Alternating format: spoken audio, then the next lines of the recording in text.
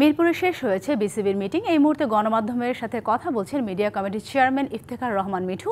দর্শক, আমরা সরাসরি যুক্ত হচ্ছি সেখানে। মিস্টার অ্যালেক্স মার্শালকে কনসালটেন্ট হিসাবে অ্যাপয়েন্টমেন্ট করা হয়েছে। তারপরে আপনার আরেকটা হয়েছে যে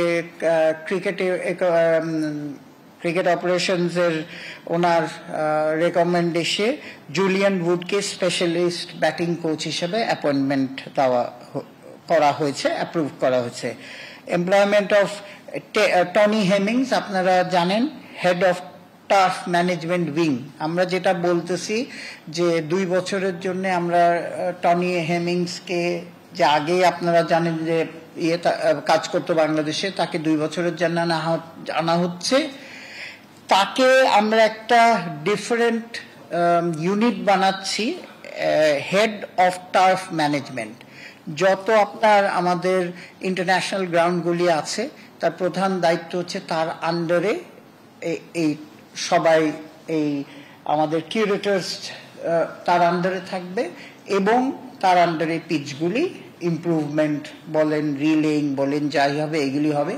প্লাস বেসিক্যালি তাকে আনার ব্যাপারে বোর্ড ডিরেক্টরসদের যে ইচ্ছা ছিল যে শুধু ডেভেলপমেন্ট না, এবং আমাদের প্রেসিডেন্ট সাহেবের যে অলওয়েজ আইডিয়া যে ট্রেনার আপনার ডেভেলপ করা। ট্রেনার মানে আমরা আমাদের নিজেদের রিসোর্স ডেভেলপ করা, যে 2-3 বছর পরে যাতে আমাদেরই এরকম রিসোর্স তৈরি হয়।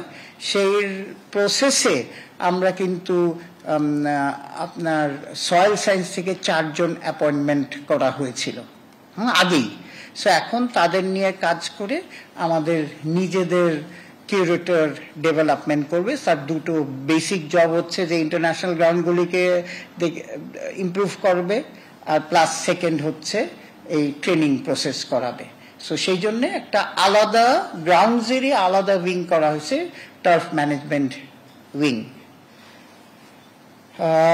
তারপরে আপনার হচ্ছে যে আমরা extension of mister David Scott, হ্যাঁ, সে স্পোর্টস সাইকোলজিস্ট, তার এক্সটেনশন করা হয়েছে। তারপরে আমরা employment of computer analyst to Bangladesh men's team from Kadamba technologies. এই কাদাম্বা টেকনোলজি ইন্ডিয়ার একটা টেকনোলজি, ওদের থেকে আমরা সবসময় আগেও এনেছি, এবারও কম্পিউটার অ্যানালিস্ট আনা হচ্ছে। বিএনপি ক্ষমতায় এলে রাজনীতিতে প্রতিহিংসা, মারামারি, সন্ত্রাসী থাকবে না। সবাই মিলে নতুন বাংলাদেশ গড়ে তোলা হবে। তাই ফ্যাসিবাদ বিরোধী ঐক্য ধরে রেখে দেশকে এগিয়ে নেওয়ার আহ্বান জানান দলটির সিনিয়র নেতারা। এছাড়াও অভিযোগ করেন উদ্দেশ্যমূলকভাবে বিএনপির নামে ভুল তথ্য ছড়িয়ে জনগণকে বিভ্রান্ত করার চেষ্টা করা হচ্ছে। শনিবার দুপুরে রাজধানীর সিরডাপে বাংলাদেশের প্রেক্ষাপটে আদিবাসী, ক্ষুদ্র নৃগোষ্ঠী প্রসঙ্গ এবং জাতীয় নিরাপত্তা ভাবনা শীর্ষক গোলটেবিল বৈঠক। এ সময় পতিত ফ্যাসিবাদ দেশের নিরাপত্তার জন্য হুমকি বলে মন্তব্য করে বাংলাদেশের স্বাধীনতা, সার্বভৌমত্ব নিয়ে সবাইকে সতর্ক থাকার আহ্বান জানান সালাউদ্দিন আহমেদ। সেই ফ্যাসিস্ট শক্তি বাংলাদেশের জন্য ন্যাশনাল সিকিউরিটি থ্রেট। তারা বাংলাদেশের কোন রাজনৈতিক দল ছিল না, তারা বাংলাদেশে কোনোদিন বাংলাদেশিদের জন্য রাজনীতি করেনি। তাদের গোড়া আর এক জায়গায়, তারা মরিয়া প্রমাণ করিল তাহাদের গোড়া কোন জায়গায়। এদিকে নয়াপল্টনে জাসাস আয়োজিত 24 এর গণ অভ্যুত্থানের বর্ষপূর্তি অনুষ্ঠানে বিএনপির স্থায়ী কমিটির সদস্য মির্জা আব্বাস অভিযোগ করেন, যেখানেই চাঁদাবাজি হচ্ছে সেখানেই উদ্দেশ্যমূলকভাবে বিএনপির নাম দিচ্ছে একটি দল। যেখানেই খুন, লুটতরাজ, চাঁদাবাজি, সেখানেই বিএনপির নাম বলছে একটি দল। উদ্দেশ্যমূলকভাবে বিএনপিকে রং দেওয়ার চেষ্টা করা হচ্ছে। বিএনপিকে আজকে জনগণের সামনে আসামির কাঠগড়ায় দাঁড় করানোর চেষ্টা করা হচ্ছে। এদিকে খুলনায় এক আয়োজনে দলের সিনিয়র নেতারা অভিযোগ করেন, বিএনপি ক্ষমতায় গিয়ে লুটপাট করবে এমন মনগড়া তথ্য ছড়িয়ে জনগণকে বিভ্রান্ত করার চেষ্টা চলছে। আজকে অদ্ভুত সব কথা শুনি। নির্বাচন, এর আগে শুনতাম যে এখন নির্বাচন দেওয়া যাবে না, কেন? নির্বাচন দিলে বিএনপি ক্ষমতায় এসে লুটপাট করবে। আরে ক্ষমতায় যাওয়ার আগেই তারা এই ধরনের অনুমান নির্ভর কথা বলে জনগণকে বিভ্রান্ত করার চেষ্টা করছে। শিক্ষা নিয়ে আর কাউকে রাজনীতি করতে দেয়া হবে না বলেও মন্তব্য করেন বিএনপি নেতারা। এই শিক্ষা ব্যবস্থার মান উন্নয়নের জন্য সর্বোচ্চ কাজ করা হবে।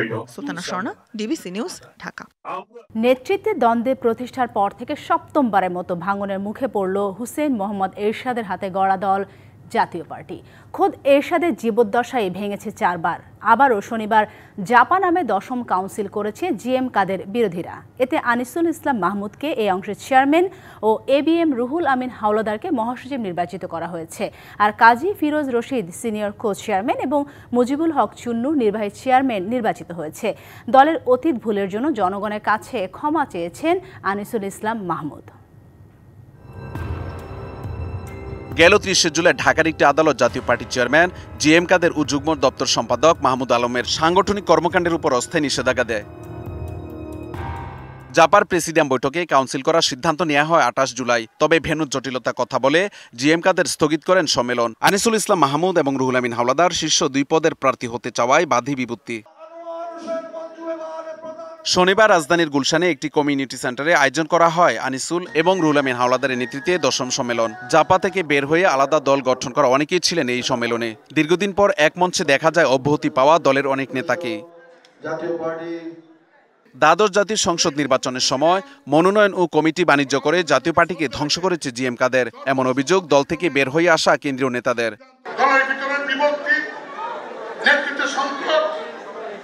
এবং মনোনয়ন বাণিজ্যের মতো কিছু অভিজ্ঞতা আমাদের ভাবমূর্তিকে পূর্ণ করেছে। আমরা লক্ষ্য করেছি যে পার্টি থেমে যাচ্ছে, পার্টি টুকরো টুকরো হচ্ছে, পার্টির মধ্যে অনৈক্য হচ্ছে এবং যারা মূল দায়িত্বে তারা সেই দায়িত্ব পালন করতে ব্যর্থ হয়েছে। যে নেতৃত্ব আসবেন তারা গ্রহণ করেন, তবে আমরা আশা করব যে জাতীয় পার্টি হয়তো আবারও তার গৌরব ফেরত পাবে। জাতীয় পার্টি কোনো আঞ্চলিক দল তো হইতে পারে না, জাতীয় পার্টি একটা লিমিটেড কোম্পানি হইতে পারে না, অথবা এটা কোনো পীরের দরবারও না যে পীরের পরিবর্তে আরেকজন বসবেন তাকে আমরা মালা দেব। জাপার সাবেক নেতা আনোয়ার হোসেন মঞ্জু বলেন, যারা গণতন্ত্র বিশ্বাস করে না তারাই জাতীয় পার্টির সমালোচনা করে। আমাদের সমালোচনা করে কারা? যারা গণতন্ত্রে বিশ্বাস করে না, যারা অন্য গণতন্ত্রে বিশ্বাস করে, স্বৈরতন্ত্র বলে একদিকে, তাদের কথাবার্তা কার্যকলাপ সব স্বৈরতন্ত্রের গড়া। জাতীয় পার্টি অতীতের অন্যায় ও ভুলের জন্য জনগণের কাছে ক্ষমা চান আনিসুল ইসলাম মাহমুদ। আমরা তো বিপ্লবী পার্টি নই, তারপরেও যদি জনগণ মনে করে আমরা কোনো অন্যায় করেছি, নিঃশর্তভাবে আমরা ক্ষমা চাচ্ছি। কারণ আমরা জনগণকে নিয়ে রাজনীতি করতে চাই, জনগণের মতামতকে সম্মান প্রদর্শন করতে চাই। এর আগে 2024 সালে রওশন এরশাদের নেতৃত্বে কাউন্সিলের মাধ্যমে ষষ্ঠবারের মতো ভাঙন দেখা দিয়েছিল দলটিতে। আপনাদের সাথে আমাদের পার্থক্য কোথায়? Mahmudul Hasan Nazim, DBC news, Dhaka. ঢাকা বিশ্ববিদ্যালয়ের হলগুলোতে ছাত্র রাজনীতি না রাখার বিষয়ে আগের সিদ্ধান্তই বহাল আছে বলে জানান উপাচার্য ডক্টর অধ্যাপক নিয়াজ আহমেদ খান। এ সময় সার্জন জহুরুল হক হলের প্রভোস্ট ডক্টর ফারুক শাহ বলেন, সব পক্ষের সঙ্গে আলোচনা করে রোডম্যাপ তৈরি হবে। শনিবার বিশ্ববিদ্যালয়ের ছাত্র রাজনীতি নিষিদ্ধ ইস্যুতে হল প্রভোস্ট স্ট্যান্ডিং কমিটির সঙ্গে বৈঠক শেষে এসব কথা বলেন তিনি। হলের যারা শিক্ষার্থী এবং প্রশাসন উভয় পক্ষ যদি মনে করে যে হলের সুষ্ঠু পরিবেশ বজায় রাখার প্রয়োজনে এই ধরনের কোনো অ্যাক্টিভিটিস বা এই ধরনের কোনো কর্মকাণ্ড বন্ধ রাখা বা এই ধরনের কোনো পন্থা গ্রহণ করা প্রয়োজন, সেটি আমি মনে করি যে এটা হল প্রশাসন করতেই পারে। জুলাইয়ের নামে কোনো অন্যায় অপকর্ম হলে তার দায়ভার অন্তর্বর্তী সরকারকেই নিতে হবে বলে মন্তব্য করেছেন গণতান্ত্রিক অধিকার কমিটির সদস্য অধ্যাপক আনু মোহাম্মদ। সন্ধ্যায় ঢাকা বিশ্ববিদ্যালয়ের রাজু ভাস্কর্যের পাদদেশে সমাজতান্ত্রিক ছাত্র ফ্রন্টের ব্যানারে আয়োজিত জুলাই জাগরণী অনুষ্ঠানে প্রধান অতিথির বক্তব্যে তিনি এই মন্তব্য করেন। আনু মোহাম্মদ বলেন, স্বৈরাচার বিদায় হয়েছে, কিন্তু যে আকাঙ্ক্ষা নিয়ে জুলাই গণ অভ্যুত্থান হয়েছে তা আজও পূর্ণ হয়নি। দেশ জুড়ে শেখ হাসিনার আমলে যে অন্যায়, নির্যাতন, নিপীড়ন চলেছে, এখনও একই কায়দায় সেই নির্যাতন, নিপীড়ন চলছে, যা জুলাই শহীদ ও তাদের স্বজনদের হতাশ করেছে।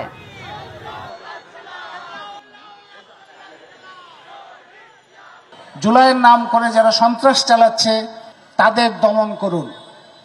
এদেরকে দমন না করলে যথাযথ নির্বাচন হবে না, এবং এদেরকে দমন না করলে জুলাই গণ অভ্যুত্থান প্রতি বিশ্বাসঘাতকতা করা হবে। জনগণের স্বাস্থ্য সেবা নিশ্চিত করতে অঙ্গীকারবদ্ধ বিএনপিপন্থী চিকিৎসকদের সংগঠন ডক্টরস অ্যাসোসিয়েশন অব বাংলাদেশ ড্যাব। ভবিষ্যতে বিএনপি সরকার গঠন করলে দেশের চিকিৎসা খাতকে ঢেলে সাজানোর পাশাপাশি অনিয়ম দুর্নীতির ঢাল হয়ে দাঁড়াতে চায় সংগঠনটি। শনিবার সংগঠনটির নির্বাচনে এসব কথা জানান নীতি নির্ধারণী পর্যায়ের সদস্যরা। দীর্ঘ 6 বছর পর বিএনপিপন্থী চিকিৎসকদের সংগঠন ডক্টরস অ্যাসোসিয়েশন অব বাংলাদেশ ড্যাব কেন্দ্রীয় কার্যনির্বাহী কমিটির নির্বাচন অনুষ্ঠিত হয়েছে। এতে প্রতিদ্বন্দ্বিতা করে দুটি প্যানেল। শনিবার দুপুর 1টায় রাজধানীর কাকরাইলে Wells Little Flower school and কলেজে ভোট গ্রহণ শুরু হয়। উৎসবমুখর পরিবেশে সংগঠনটি সারা দেশের চিকিৎসকরা সরাসরি ভোটে তাদের নেতা নির্বাচন করেন। সকাল থেকে দেখছি বিভিন্ন জেলা থেকে ডক্টররা এসে অংশগ্রহণ করছে ভোটে। খুব ভালো লাগছে, সুষ্ঠুভাবে নির্বাচন হচ্ছে।